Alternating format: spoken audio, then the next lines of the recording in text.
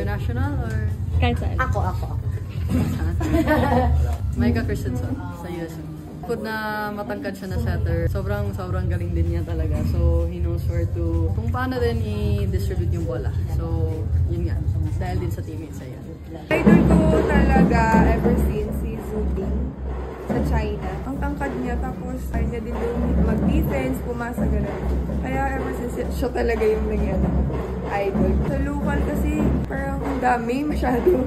Pero siguro ng Aiza. Rin, ano ko na siya pero parang hindi halata. Ang lakas pa din niya. Alo, tinatanong pa ba yun? Sorry ate, pero hindi ko itong ngayon may ito sa amin eh. Sa Ate Lai talaga, te. Walang makakapagpahit sa akin kay Ate Lai. Ay, yun po, si Ate Lai Sabu talagang sobrang, siya yung idol ko na pag nakikita ko siya parang may mga stars sa paligid niya. Ganon ko talaga siya ka-idol. Ayun po, Ate Lai.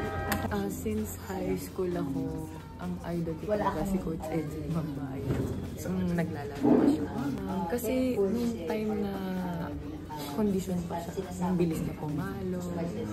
Tapos lahat ng inang bola sa kanya, parang ang hirap niyang blockin. So parang yun yung nagustuhan ko sa kanya. Si Taisa sa Brazil. Same kami ng posisyon, middle blocker. And gusto ko yung katawan niya and the way she play.